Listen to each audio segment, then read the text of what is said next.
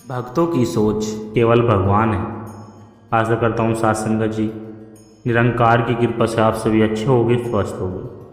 साथ संगत जी, आप जी के चरणों में बहुत ही सुंदर प्रेरणादायक कहानी विचार, जिसका विषय है भक्तों की सोच विचार केवल भगवान है। तो आइए साथ संगत जी जानते हैं इस प्रेरणादायक कहानी के माध्यम से। भक्तों की सोच विचार केवल भगवान है।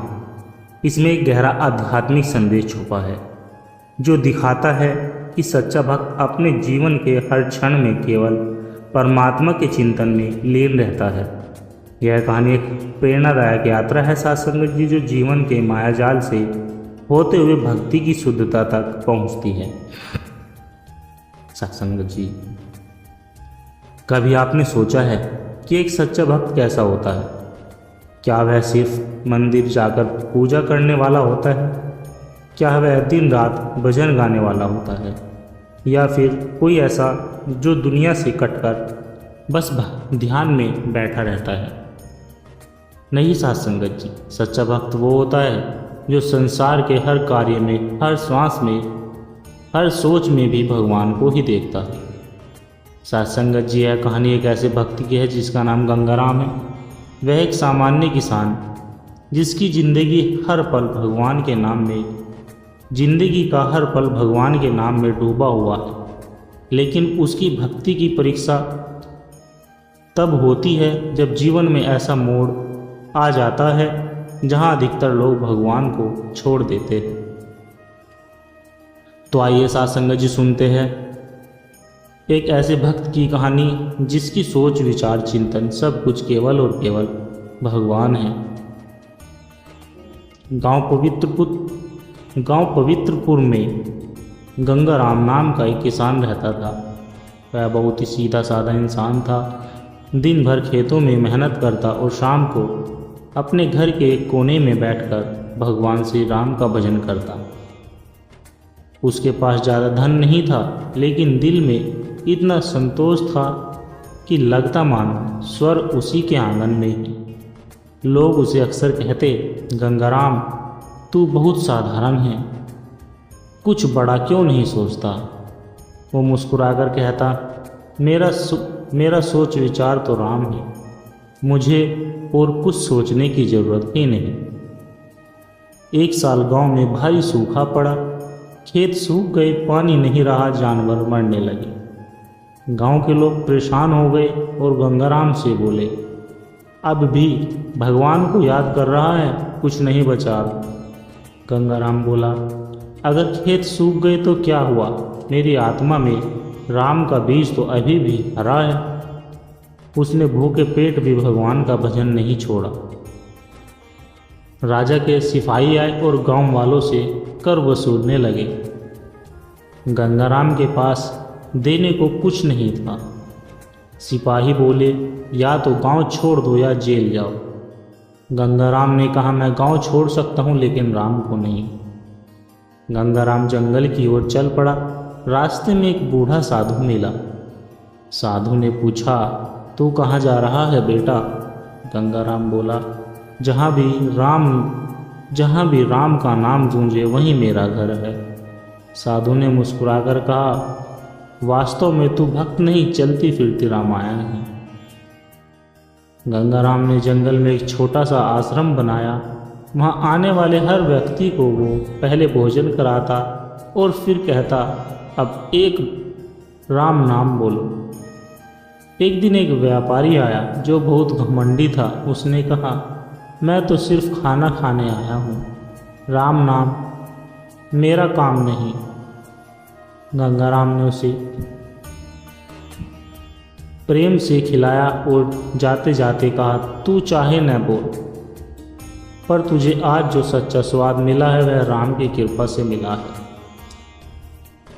कई महीनों बाद वही व्यापारी फिर आया। इस बार आंखों में आंसू थे।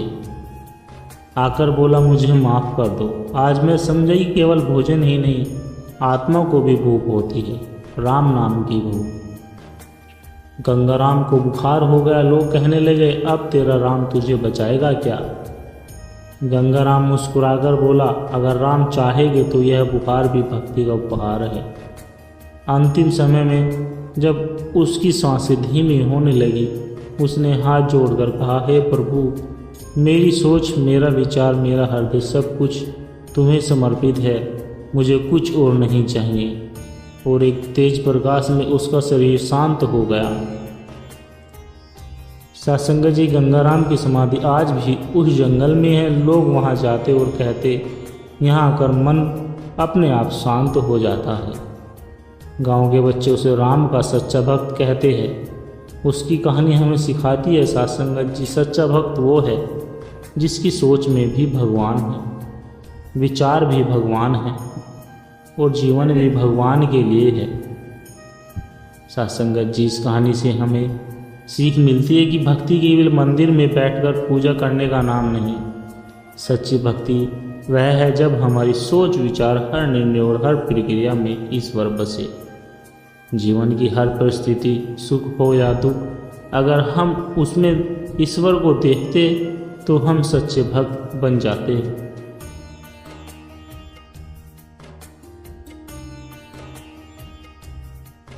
सत्संगत जी, नवतीर्थ गांव में एक साधारण युवती रहती थी जिसका नाम विधा था। उसके माता पिता नहीं थे।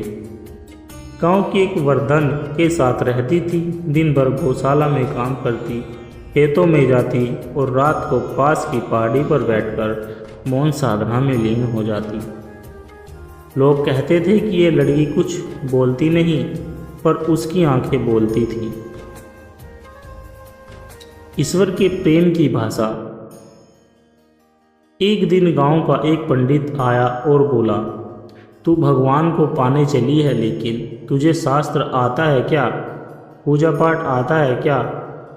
विधा ने मुस्कुराकर उसकी ओर देखा और दोनों हाथ जोड़कर सिर झुका लिया। बिना एक शब्द बोले वह वहां से चल दी और पास के तालाब की सीढ़ियों पर बैठकर ध्यान में लीन हो गई। उसी पहाड़ी पर वर्षों से एक साधु निवास कर रहे थे जिनका नाम स्वामी दयानंद था। वे बड़े विद्वान थे, परंतु अहंकार ने उन्हें घेर लिया था। एक दिन उन्होंने देखा कि युवती दिन रात बैठी रहती है, ध्यान करती है, पर उसके पास न कोई माला है, न कोई शास्त्र, न कोई गुरु। स्वामी ने उसे बुलाया और कहा, बेटी, क्या तुम जानती हो कि ध्यान कैसे किया जाता है? किस मंत्र का उच्चारण करती हो? विधा ने धीरे से कहा, स्वामी जी, मैं किसी मंत्र का उच्चारण नहीं करती। मैं सिर्फ अपनी हर सोच में भगवान को रखती हूँ। स्वामी दयानंद चौके, क्या मतलब है तुम्हारा? स्वामी जी, जब मैं सुबह जागती हूँ तो सोचती हूँ कि भगवान ने मुझे एक और दिन दे दिया है। जब काम करती हूँ तो मानती हूँ कि मैं उनकी सेवा कर रही हूँ। जब मैं खाना खाती हूँ तो सोचती हूँ कि वही मुझे खिला रहे हैं। और जब मैं सोती हूँ तो सोचती हूँ कि मैं उनकी गोद में सो रही हूँ।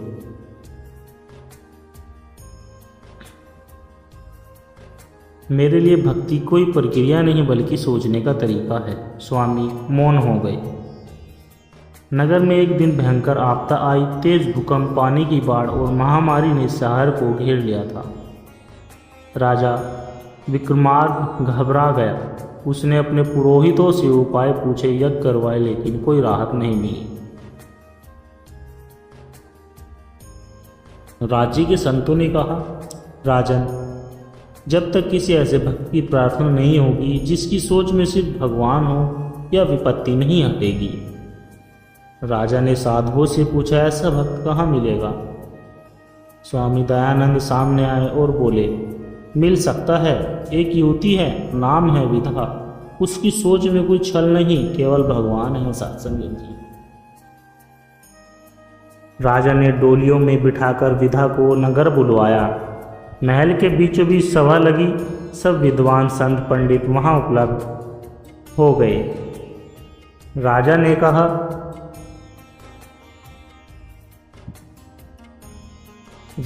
कहा, हे कन्या, हे कन्या, यदि तुम सच्चे मन से भगवान का स्मरण करोगी तो हम सब पर कृपा होगी। विदा चुप रही। उसने आंखें बंद की, दोनों हाथ जोड़े, न कोई मंत्र न कोई जाप, बस एक मौन भाव, एक गहराई से निकला विचार। हे प्रभु, यह संसार आपकी रचना है, कृपा करे। अचानक मैघ पर गरजे, फिर बादल छटे, सूर्य निकला और लोगों को आश्चर्य हुआ, संकट टल गया। सभा में बैठे स्वामी दयानंद की आंखों में आंसू बह निकले। वे बोले, मैंने वर्षों तक किए, शास्त्र पढ़े, यज्ञ किए, लेकिन यह कन्या जिसने न तो शास्त्र पढ़े न यज्ञ किए, उसकी एक मौन सोच ने भगवान को प्रसन्न कर दिया।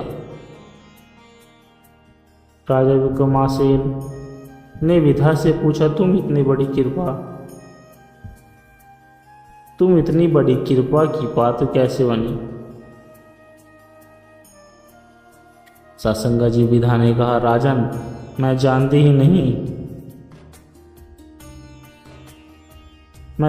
ही नहीं कि मैं क्या हूँ। जब से सोचने लगी, बस एक ही विचार मन में आता है, भगवान। इसलिए अब मेरी सोच भी भगवान, मेरी भावना भी भगवान और मेरी चेतना भी भगवान बन गए। राजा ने उसे सम्मान देना चाहा, सोने के आभूषण, महल, सम्मान पत्र। विधा मुस्कुराई और बोली, राजन, मुझे बस एक चीज़ चाहिए, इस नगर की हर गली में कोई न कोई ऐसा हो जिसकी सोच में भगवान बसे। वह हिमालय लौट गई। कुछ वर्षों बाद जब एक बार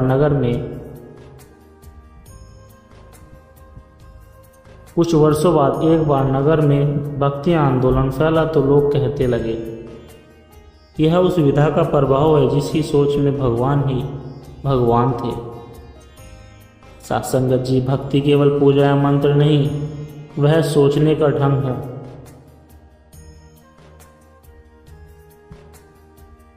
जब मन की हर धड़कन, हर विचार, हर संकल्प में केवल परमात्मा हो, वही सच्ची भक्ति है। सच्चा भक्त वह है जो न दिखावा करता है न प्रचार, बस अपने चिंतन को भगवान से जोड़ देता है। सासंगत जी, सुदर्शनपुर में एक युवक रहता था जिसका नाम आरव था। पढ़ा लिखा था, सुशील विद्वान था, पर मन में अशांति थी। धन था, सुविधा थी, लेकिन एक शून्यता ने उसे घेर रखा था।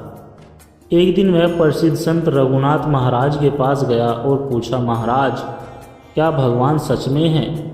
संत मुस्कुराकर बोले, जिसे तू ढूंढ रहा है वह तेरे भीतर बैठा है, पर जब तक तेरी सोच संसार में उलझी है तब तक तू भगवान को पा नहीं सकता।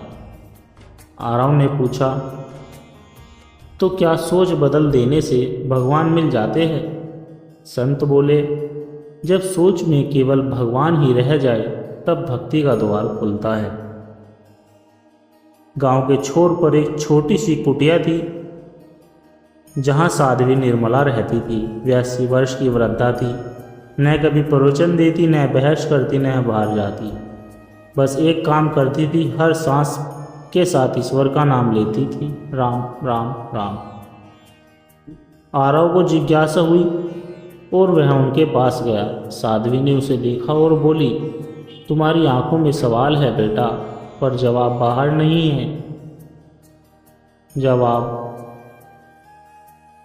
तुम्हारे विचारों में छिपा है। आरव ने पूछा, पर मेरे विचार तो बिखरे हुए हैं, कभी भविष्य की चिंता, कभी भूत की सब याद। साध्वी ने कहा, इसलिए तो मन अशांत है। भगवान को बाहर मत ढूंढो, अपने हर विचार मुने बैठाओ। जब सोच भी ईश्वरमय हो जाए तब हर क्षण भगवान तुम्हारे साथ होंगे।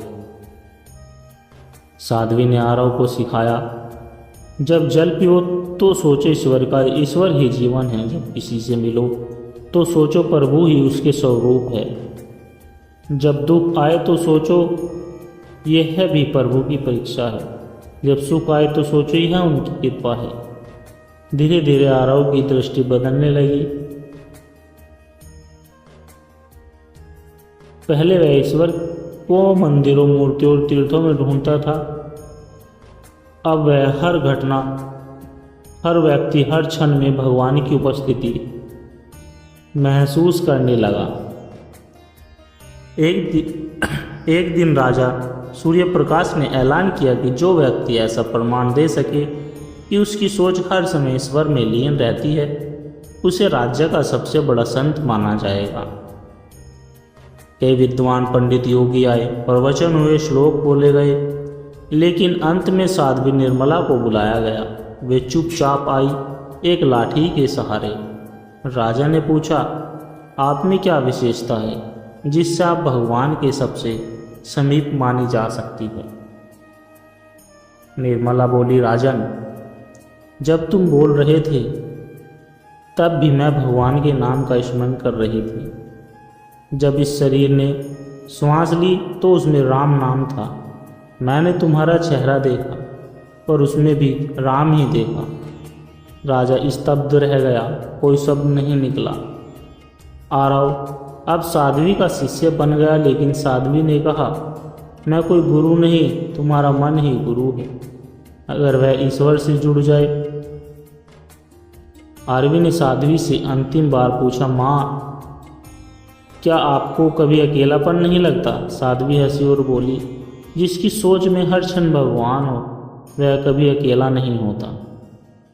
एक सुबह साध्वी निर्मला के कक्ष से कोई आवाज़ नहीं आई।